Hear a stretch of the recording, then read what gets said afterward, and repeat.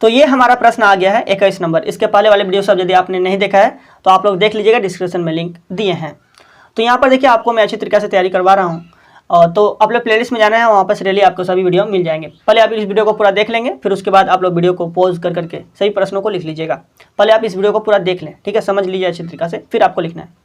21 number प्रश्न यहाँ पर है, जल का क्वथनांक है। जल का क्वथनांक मतलब क्या होता है, जल उबलती कितना डिग्री सेल्सियस पर है। यहाँ पर शुद्ध पानी कहा गया है। ए ऑप्शन हमारे क्या 0 degree Celsius, B option 100 degree Celsius, C option 273 degree Celsius, D option 373 degree Celsius. देखिए जल का क्वथनांक जो होता है वे हमारे 100 डिग्री सेल्सियस होता है। कितना डिग्री सेल्सियस होता है, 100 डिग्री सेल्सियस होता है। यानी कि इस पानी को, यानी शुद्ध पानी जो है उसको हम लोग 100 डिग्री सेल्सियस तक गर्म करेंगे तो यह पानी 100 डिग्री सेल्सियस में क्या होने लगेगी, उबलने लगेगी। उसकी क्या हो जाएगी, उबलने लगेगी। इसका क्वथनांक जो है 100 डिग्री सेल्सियस होती है। जल का क्वथनांक कितनी होती है, 100 डिग्री सेल्सियस होती है, याद रखिएगा। अगला हम लोग 22 नंबर प्रश्न को देखते हैं। 22 नंबर प्रश्न यहाँ पर देखिए क्या बोला गया है, शुद्ध जल का क्वथनांक होता है। शुद्ध जल का क्वथनांक, ठीक है। और यहाँ पर देखिए लिखा है जल का क्वथनांक, यहाँ पर शुद्ध नहीं लिखा है तो हम लोग मान के चलेंगे शुद्ध ही, ठीक है। तो शुद्ध जल का क्वथनांक कितनी होती है, 100 डिग्री सेल्सियस होती है। अब यदि आपको क्या करना है, सेल्सियस को आपको केल्विन में बदलना है, ठीक है। तो सेल्सियस को केल्विन में बदलने के लिए क्या कीजिएगा, सेल्सियस को केल्विन में बदलने के लिए 273 आपको क्या करना है, जोड़ना है, ठीक है।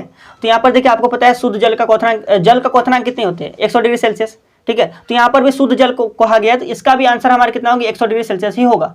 लेकिन यहाँ पर जो नीचे हमारे केल्विन में है ना, तो आपको क्या करना है, सेल्सियस को आपको केल्विन में बदलना है। और सेल्सियस को केल्विन में किस प्रकार से बदला जाता है, तो सेल्सियस को केल्विन में बदलने के लिए आपको मैंने अभी भी बताया कि 273 क्या करना है, आपको जोड़ लेना है। जैसे कि यहाँ पर हमारे कितना है, 100 डिग्री सेल्सियस पर ये क्या होती है, हमारे उबलती है, ठीक है। और यहाँ पर तो बोला गया केल्विन में, तो 100 डिग्री सेल्सियस पे उबलती है तो इसको आप क्या करना है, केल्विन में बदलना है। तो केल्विन में बदले क्या करेंगे, 273 100 में जितना भी रहेगा, जितना डिग्री सेल्सियस रहेगा उसमें 273 जोड़ने से वे केल्विन में बदल जाता है। तो क्या करना है, 273 आपको जोड़ लेना है। और 273 जैसे ही आप लोग जोड़िएगा तो हमारे कितना हो जाएगी, 373 केल्विन बन गया, ठीक है। तो जब भी आपको डिग्री सेल्सियस में रहे, ठीक है, तो आपको केल्विन में बदलना है, तो आपको क्या करना है, 273 जोड़ लेना है। और यदि केल्विन को फिर सेल्सियस में बदलना है तो 273 घटा देना है, ठीक है, घटा दीजिएगा ताकि फिर हमारा ये वाला चीज आ जाएगा। तो शुद्ध जल का क्वथनांक हमारा केल्विन में कितना निकला, 373 केल्विन। यानी कि इधर हमारा ऑप्शन कौन सा आ जाएगा, ऑप्शन सी जो है हमारा बिल्कुल सही हो जाएगा। अगला हम लोग देखते हैं, अगला प्रश्न हमारे क्या कहता है, प्रश्न संख्या 23 को देखते हैं, यानी क्वेश्चन नंबर 23, ठीक है।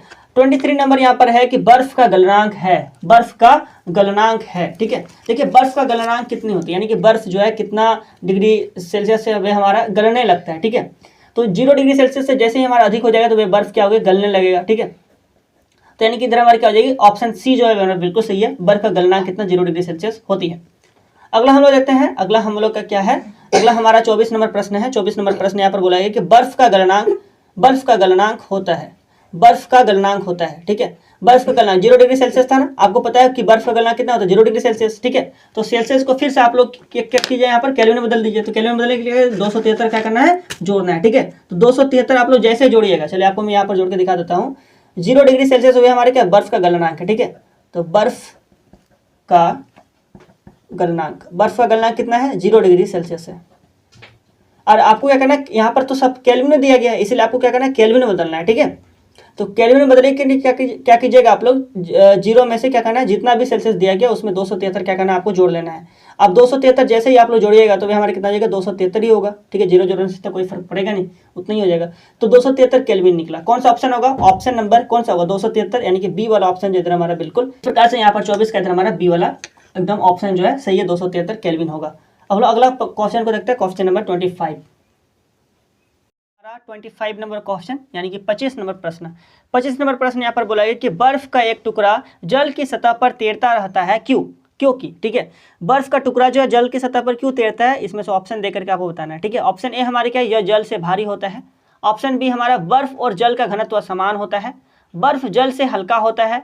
ऑप्शन डी हमारा है बर्फ का घनत्व जल के घनत्व से अधिक होता है। देखिए यहाँ पर हल्का की जगह घनत्व होना चाहिए तो ज़्यादा अच्छा लगता है, ठीक है ना, सुनने में। देखिए आखिर पानी में बर्फ क्यों तैरता है, क्योंकि बर्फ का घनत्व जो है पानी के घनत्व से कम है, इसीलिए भी हमारी क्या हो रही है, तैर रही है। यदि उस जगह पर हम लोग कंकड़ ले लें और कंकड़ को पानी में फेंकेंगे तो वे क्या हो जाएगी, डूब जाएगी। कारण क्या है, कारण यह है कि कंकड़ का घनत्व पानी के घनत्व से ज़्यादा है, जिस कारण से कंकड़ जो है पानी में डूब जाएगी। लेकिन यदि हम लोग बर्फ का टुकड़ा लेंगे और उससे यदि पानी में फेंकेंगे तो वो क्या तैरेगी। कारण क्या है, क्योंकि पानी के घनत्व से बर्फ का घनत्व क्या कम है ना। तो यहाँ पर घनत्व, यहाँ पर देखिए बर्फ जल से हल्का है, इस जगह पर लिखेंगे कि घनत्व कम होता है, तो यहाँ पर ये वाला ज़्यादा सटीक लगता है ऑप्शन में, ठीक है। बर्फ जल के घनत्व से कम घनत्व है। तो इस प्रकार से यहाँ पर लिखा है कि बर्फ जल से हल्का है, तो यही वाला इसके हिसाब से यहाँ पर क्या होना चाहिए, सही होना चाहिए। ठीक है, इसीलिए वे क्या होती है, हमारी तैरती है। लेकिन मुख्य कारण क्या है, आपको मैंने बताया कि बर्फ जो है वे जल के घनत्व से बर्फ का घनत्व क्या कम है, जिसमें क्या होती है, हमारे तैरती है। ठीक, तो ये चीज आप लोग याद रखना है। ठीक है, तो इस प्रकार से यहाँ पर देखिए बर्फ का घनत्व जल के घनत्व से अधिक हो, ये होगा क्या, नहीं होगा, कभी नहीं होगा। ठीक है, घनत्व ज़्यादा रहेगा तो फिर तो वे हमारा डूब जाता है कि नहीं। अरे देखिए बर्फ और जल का घनत्व समान है, ये तो पॉसिबल नहीं है। उसके बाद हमारे क्या है, ये जल से भारी होता है, ये भी पॉसिबल नहीं है। तो इस हिसाब से हम लोग देखें तो ऑप्शन सी जो है वे हमारा सही है, बर्फ जल से हल्का होता है। लेकिन सटीक आंसर क्या है, सटीक आंसर है कि जल के घनत्व से बर्फ का घनत्व कम होता है। ठीक है, ये चीज़ आप लोग नोट डाउन कर लीजिए, कहीं पर लिख लीजिए बगल में।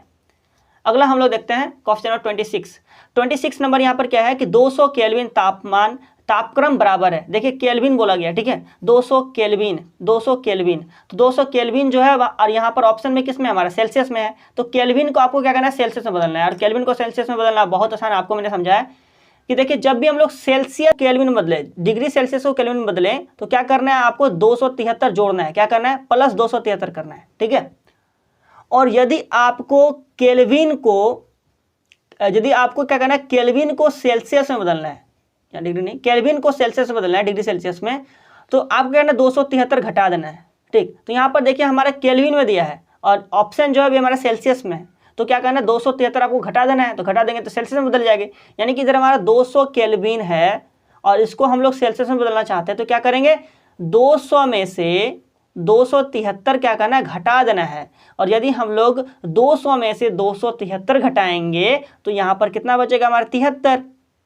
200 से 273 तो घटेगा नहीं, 273 से 200 घटाना तो कितना होगा 73। और यहाँ पर कौन सा बड़ा, 200 बड़ा कि 273 बड़ा, 273 बड़ा, उसके पहले माइनस, तो यहाँ पर लगेगा माइनस, यानी कि हमारा -73 डिग्री सेल्सियस आएगा। कितना आएगा, -73 डिग्री सेल्सियस। अब बताइए ऑप्शन कौन सा सही होगा, ऑप्शन जो है कौन सा सही होगा, ऑप्शन जो है हमारा ए वाला सही है, जो कि -73 डिग्री सेल्सियस, यही हमारी क्या बिल्कुल सही है। तो यहाँ पर हमने किस प्रकार से बनाया, यहाँ पर केल्विन को सेल्सियस में बदलें। ठीक है, और केल्विन को सेल्सियस में बदलने का तरीका है कि 273 क्या करना है, घटा देना है, तो हमारा सेल्सियस में बदल जाता है।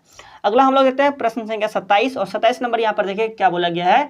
27 नंबर हमारा है 300 केल्विन तापक्रम बराबर है। यहाँ पर देखिए केल्विन में है और नीचे ऑप्शन जो है वे हमारा सेल्सियस में है। तो केल्विन को फिर से यहाँ पर सेल्सियस में बदलना है, और केल्विन को सेल्सियस में बदलने के लिए 273 क्या करना है, घटाना है। और यदि हम लोग 273 घटा दे, चलिए देखते हैं यहाँ पर क्या होगा। यहाँ पर देखिए 300 में से क्या करना है, 273 घटाना है। अब 273 हम लोग जैसे ही घटाएंगे तो यहाँ पर कितना बचेगा, 10 से 3 गया तो बचा हमारा कितना, 7। ठीक है, अब इसको एक दे देते हैं, यहाँ 9 है, 9 से 7 गया तो बचा 2, और इसको दे देते हैं तो यहाँ पर 2 से 2 गया तो 0, यानी कि 27 डिग्री सेल्सियस। कितना आया, 27 डिग्री सेल्सियस आया। तो यानी कि इधर हमारा ऑप्शन कौन सा सही है, ऑप्शन नंबर ए जो है हमारा बिल्कुल सही है। तो 300 केल्विन तापक्रम बराबर है हमारे 27 डिग्री सेल्सियस के बराबर है। ठीक है, तो केल्विन में जब भी रहे उसको सेल्सियस में बदलना है, 273 क्या करना है, आपको घटा देना है। ठीक है, समझ में आ गया।